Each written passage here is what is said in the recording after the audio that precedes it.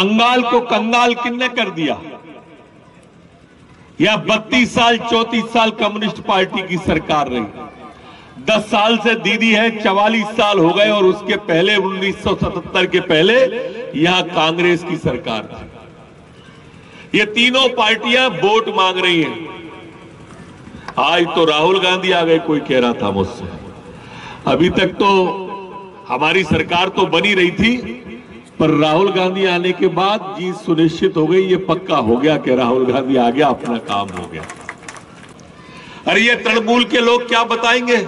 इस प्रदेश के अंदर माफिया राज काम कर रहा है। माफिया राज, बालू माफिया, दारू माफिया, भू माफिया, कोल माफिया, ये सारे के सारे माफिया ममता बनर्जी की सरकार को अघोषित रूप से चला रहे हैं। बेरोजगारी का आलम यह है कि कुछ लोगों के हाथ में पैसा आ गया। ममता दीदी, उनके परिवार, उनके भाई, उनके भतीजे, इनका पैसा बढ़ता चला गया और गरीब के मुंह का निवाला छीनता चला गया। इसके प्रत्याशी हैं गांव गरीब किसान की, झुग्गी झोंपड़ी के इंसान की और महिलाओं के सम्मान की मदद करने वाला अगर कोई व्यक्ति है तो वो कृष्णेंदु है। भारतीय जनता पार्टी के मोदी जी, अमित शाह जी, नड्डा जी ने कृष्णेंदु को पसंद बताया कि ये आपकी सेवा 5 साल तक करेंगे। 5 साल तक मनसा वाचा कर्मणा आपके बीच में करेंगे। हम गारंटी लेने के लिए आए हैं मित्रों कि भारतीय जनता पार्टी, आज वैश्विक नेतृत्व तो भारतीय जनता पार्टी के पास में है, किसी पार्टी के पास में नहीं। ममता जी कहती है कि हम बाहर के आ गए। अरे हमारी राष्ट्रीय पार्टी है, आपकी क्षेत्रीय पार्टी है, और आपकी क्षेत्रीय पार्टी है तो क्षेत्र के लोग होंगे, राष्ट्रीय पार्टी है तो राष्ट्र के होंगे। और फिर आप यशवंत सिन्हा को क्यों बुला रही हो? वो कहां के? आप तेजस्वी यादव को क्यों बुला रही हो? वो कहां के? आप जया भादुड़ी को बुला रही हो? वो कहां की है? अरे ये भी तो बाहर के हैं। आपको हम इस देश के नागरिक बाहर के नजर आते हैं, और रोहिंग्या और बांग्लादेश के लोग ममता दीदी को बंगला अपने लगते हैं, हम लोग बाहर के लगते हैं। मेरे मित्रों, हम ऐसा नहीं होने देंगे। ये ममता दीदी पूरा समय अब मंच पे आके कह रही है कि मुसलमानों का वोट नहीं बंटना चाहिए, और यही बात अगर हम कह देते कि हिंदुओं का वोट नहीं बंटना चाहिए तो चुनाव आयोग हमको सांप्रदायिक कहने लगता। हमारी नीति स्पष्ट साफ है, उनने भी अपनी नीति साफ कर दी।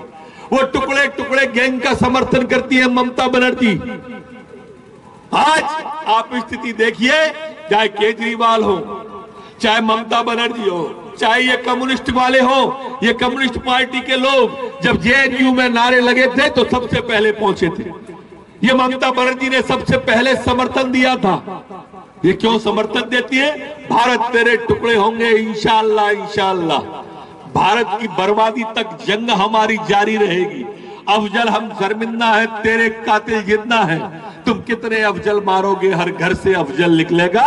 इसका समर्थन ममता बहन करती है, और हम समर्थन करते हैं और कहते हैं कि हम घर में घुस के मारेंगे जिस घर में अफजल निकलेगा। हमारी बात एकदम साफ है। जब आप के अंदर खुद के सर्जिकल स्ट्राइक करती है तो ममता बनर्जी विरोध करती है। क्यों?